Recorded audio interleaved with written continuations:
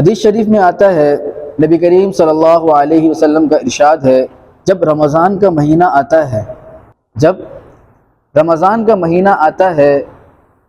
فتحت ابواب السماء، تو حضور فرماتے ہیں کہ آسمان کے دروازے کھل جاتے ہیں۔ ایک اور روایت میں ہے فتحت ابواب الجنہ، کہ جنت کے دروازے کھول دیے جاتے ہیں، جنت کے دروازے کھول دیے جاتے ہیں۔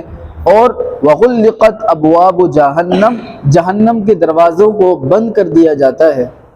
وسلسلت الشیاطین، اور شیطانوں کو قید کر دیا جاتا ہے، ان کو بند کر دیا جاتا ہے، ان کو سر عام گھومنے پھرنے کی اجازت نہیں ہوتی اللہ رب العزت کی طرف سے، تاکہ وہ کسی روزہ رکھنے والے کو، نماز پڑھنے والے کو، تلاوت کرنے والے کو نیک اعمال سے نہ روکے، یہاں تک کہ وسوسہ بھی نہ ڈالے۔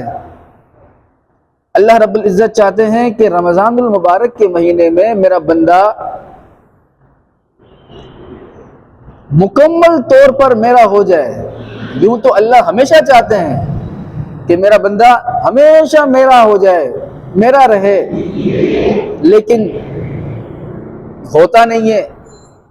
سال کے 11 مہینے ہم اپنے کام میں مصروف ہوتے ہیں، اپنے تجارت میں، کاروبار میں، کھیتی باڑی میں، گھر والوں میں مصروف رہتے ہیں۔ بس ایک رمضان کا مہینہ ہے، اللہ فرماتے ہیں کہ بس اس مہینے میں مکمل طور پر میرے ہو جاؤ، مکمل طور پر میرے ہو جاؤ۔ تو اس وجہ سے اللہ رب العزت یہ سب کچھ کرتے ہیں، شیطان کو بھی بند کر دیتے ہیں، جہنم کے دروازے کو بھی بند کر دیتے ہیں۔ اسی طرح ایک اور روایت میں ہے کہ رحمت کے دروازے کھول دیے جاتے ہیں، رمضان کے مہینے میں رحمت کے دروازے بھی کھول دیے جاتے ہیں۔ حضور کا ارشاد ہے من صام رمضان ایمانا واحتسابا، کہ جو شخص رمضان کے روزوں کو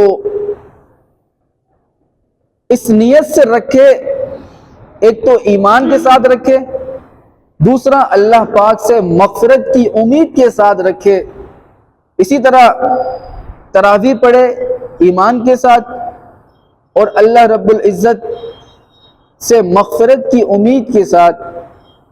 اسی طرح حضور فرماتے ہیں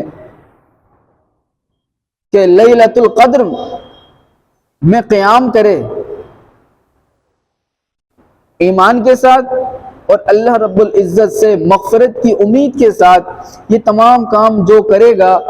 حضور فرماتے ہیں غفر لہ ما تقدم من ذنبہ، اس کے پچھلے تمام گناہ معاف کر دیے جائیں گے۔ کوئی مشکل نہیں ہے، رمضان کا مہینہ قریب ہے، روزہ تو رکھنا ہی ہے، نمازیں ہم پڑھیں گے انشاءاللہ،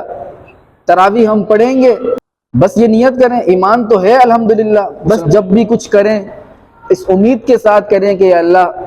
میں تجھ سے مغفرت کی امید رکھتا ہوں۔